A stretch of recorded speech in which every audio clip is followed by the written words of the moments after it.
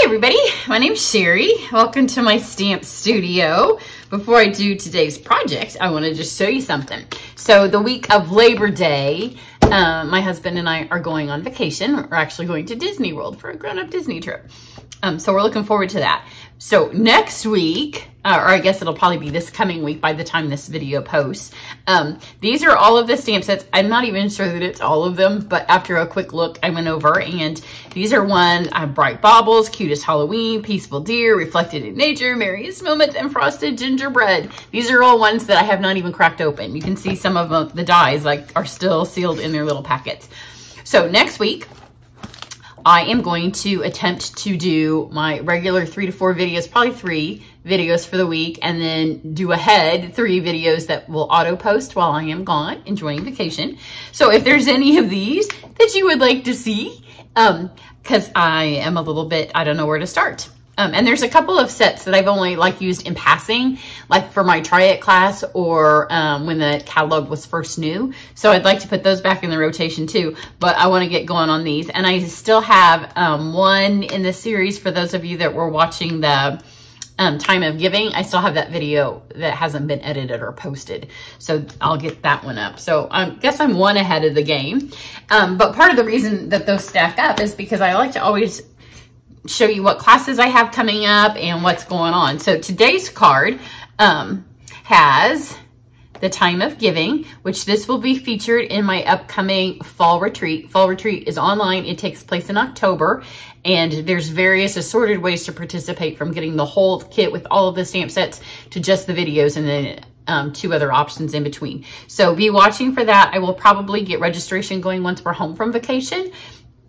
So this is one of the bundles using that today. And then also opening over the weekend, Monday, it's also our Stampin' Up! Leadership event this weekend. So I have a lot of stuff going on, but my Penguin class has closed. So the Cloche classes are my next class. So I wanted to show you those. So sometimes the stamps, they just keep building up. And I'm like, stop, I still want to play with these. So the classic Cloche, I don't know, I may do one more, or with the other one, and you probably won't see any more of this because I have 3 videos up, and then this one that will go up. So that kind of gives you a preview for that if you want to do it. And then the retreat this time, all of my retreats have a theme, usually kind of a technique theme. The theme that we will be doing in October is specialty papers. So you've seen me use a lot of specialty papers as well, and I'm probably going to drift away from those for a minute. But I did want to show you a bunch of the papers that we'll use in different ways that we can use them. So for this one, this is Blushing Bride. And then I have the Whimsy paper. There's some specialty papers on this too, which is so pretty. And I will do some more cards. If you are in my VIP video group for October, which means you have to buy in September, we will be using this paper for your October project. I didn't want to get too Christmassy in September. It's already hard for me to do to believe that summer's over. So your VIP projects if you've purchased from me I always have to get my month straight, in August, that you will get in early September, feature 2 fall papers. So here is the silver foil specialty paper. And then this is the super fun Snowy White Velvet. You've seen me use it on the Penguin card, and then just some white cardstock. So let's make this. It comes together so fast, and it would be a super cute Christmas card. So I'm using the Cloche, but I'm not using the Cloche. I'm using the Cloche set, but there will be no Cloche on our card. So I did a shaker card, and I will have the little video pop up that featured the little churches, and I showed you how to use the 3-step stamping. Excuse me. This one, we're just going to use the 1-step. So I have a little piece of Whisper White. I'm going to use my Memento. And then instead of all the churches, all 3 of the stamps, we are just going to color them in. So I'm just going to stamp this on here. And then I chose the saying out of the set that says, "The magic of Christmas never ends."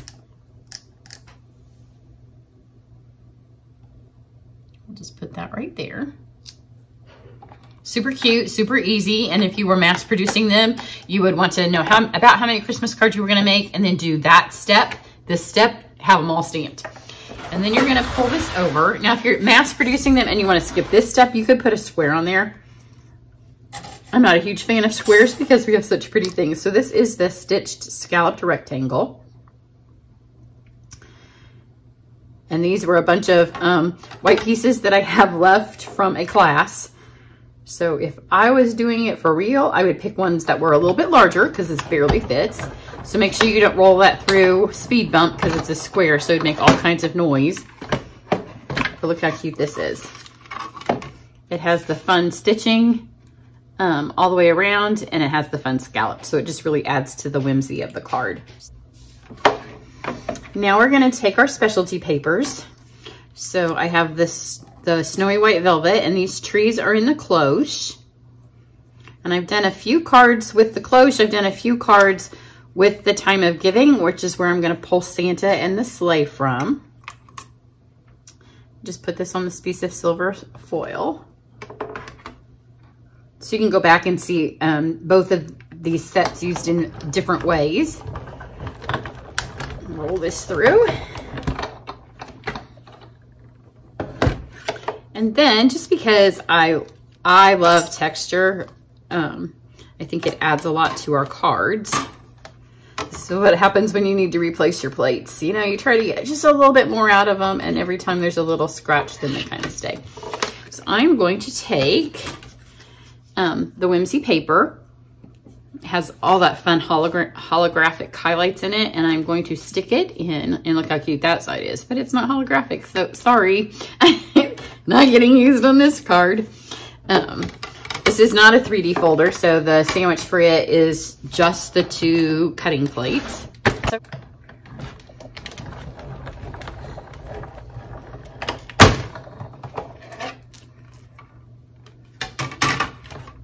and look how cute this is when you have the star crossed on it. I've used it a couple of times recently, and a lot of you are getting it free from me for your thank you gift for purchasing when the catalog first came out. So I have a whole giant stack of them over there, and those will go with your VIP gifts. Okay, so let's put this together. So I wanted to keep the colors muted, but we don't have a blend, so I considered coloring it with my markers because I was going to color the houses in Blushing Bride. We have a petal pink, but it goes toward the peach. So I just pulled out 3 of my lightest gray blends, and you just need the bullet tip, and just color in your little houses and your little church. It just takes a second. Make sure not to color in the roofs because those have snow on them. So this is, I'll tell you the color, it looks like granite. Oh, nope, this is light smoky slate. Then let's do dark smoky slate. And there's a little cabin over here that you could almost miss. And then when you go to put the roofs on, you're like, oh, there was a cabin there that I missed. So let's get this one here. I'm just trying to get the colors kind of staggered. It just gives a little bit of shading. It's not really colored. And then this is light gray granite. So you could color it with your Stampin' Right markers. You have to be careful when you use them. If you color too much in one place, the color can kind of saturate, and that doesn't happen with the blends. Get this little house over here. So now I've kept the color scheme what I was going for, but I didn't like the fact that the windows were empty. So I just took my light So Saffron and literally just added a dash of color. And you kind of have to be paying close attention to notice it's there, but you do. When it's not there, you notice more that, don't know why my throat's all scratchy, allergy time, you know, end of summer. Just so there's somebody home at your houses and somebody's at church. So got that. And then I'm gonna take my Wink of Stella, of course, and get these. First I'm gonna do my roofs. I'm just gonna add the sparkle to the roofs, and that, it really, I don't know, on camera you probably can't see it. It makes a huge difference up close because it changes the color from the white, that's the card, and it kind of fills those in. And anytime you can add Wink of Stella to anything. So I'm just gonna add a little bit of snow down here and then just wisp it over the trees. Super easy, super fast. And it does, I will try to put a close-up picture. I'll see if it photographs better than it might to just see on camera. But how simple is that? Super easy. Then I did want to show you, I was going to pull it off of here, but I've been looking for a way to raise stuff up off my table. And so I got this because before I had all of my ribbon, it was super cute and they were in flat Rae Dunn things, but it was taking up there. We have so much cute ribbon all the time now that I went and got this. So I just got it yesterday. So I thought you might want to see that.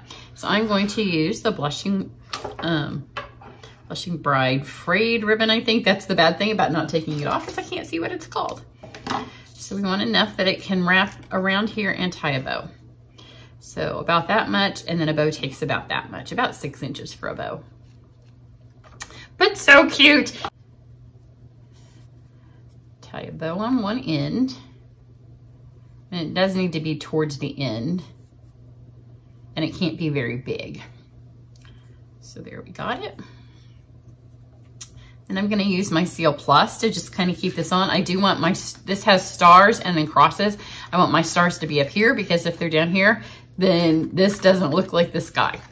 Not that it really looks like sky, but you know, I'm not picky about a lot of things because it's art, but I do want my stars to be down there. So I'm gonna put my bow all the way here to the edge. And you remember when it goes on the card, it will have a little bit of extra. So I can put that there.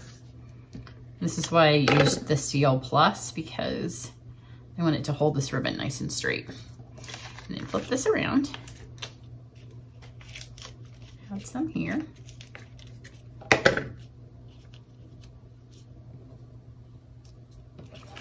And then we'll add it to our card.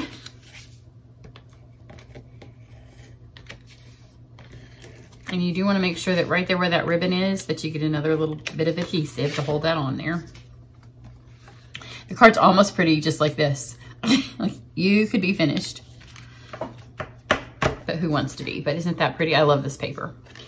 Now I'm going to go back to my house and I'm going to take some dimensionals and I'm going to put them above and under. You don't need a ton, but you do want it to not be flattened on by the ribbon. So this kind of helps that ribbon that's under there raise it up off of that. So I'm just using 2. It doesn't take a lot. The ribbon will help the other part stay up. And then we'll kind of lift that up and set it under. Again, you could stop here, but why? So I'm going to take these snowy velvet trees that I cut out from the dies that come in the cloche. So far everything that is on this has been from the cloche. The Santa is, I'm gonna add it last in case you don't have that, because you don't have to have it. But when you have the magic of Christmas never ends, it's really just kind of calling out for a Santa on the card, isn't it? So I'm putting these on here, and if you haven't used the Seal Plus, they come up in little strips. So I'm lifting it up and then just kind of fold them over. So this gives you more trees than what you need. I think I'll do 3. So you would have, every time you cut trees, you would have enough for a couple of cards.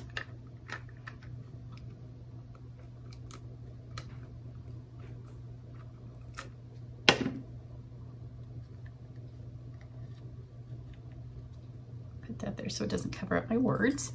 And then I have my little Santa here that makes a tag, but we don't want a tag. We want him to be flying. Don't want to lose my little velvet tree. We want him to be flying out over the top of our village. I'll just pop these things out. Some of them will fall out when I cut. And then just carefully take your snips and just trim it apart. So you can see what's supposed to be part of the sled and what is supposed to be gone. So just kind of follow the line, because especially in the foil, it imprints itself. So I'm going to start by going this part and just getting that off of there. And then this first deer, his foot's raised up, his front foot. Snip that off of here. And then all of their feet come apart. Super easy. In fact, if you wanted, you could put this so it kind cuts off the side of the paper, and then you wouldn't even have to do this step. You would just have to make sure you don't go too far, else you'll have too short a feet on here.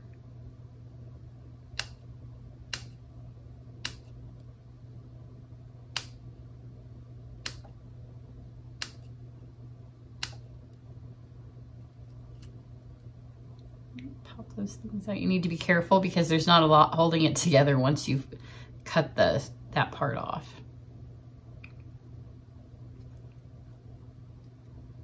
And then of course Santa still has this. On my first card I cut that off. It doesn't really matter. I don't think you would notice. But after I did it, I thought that doesn't look right, and I got it on the card, and I thought it's because I cut the actual sleigh blade off, or whatever that is called. So just make sure you have them all. Again, you can see his is up.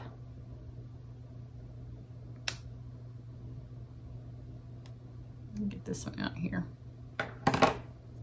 After you've done it a couple of times, you would be able to do them very quickly.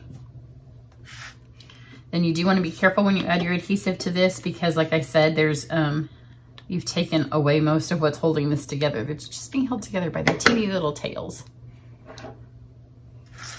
And then we're just gonna add this. So it's going across. I didn't get this one right here. Or maybe I didn't, it's just, yeah, it hasn't fallen apart.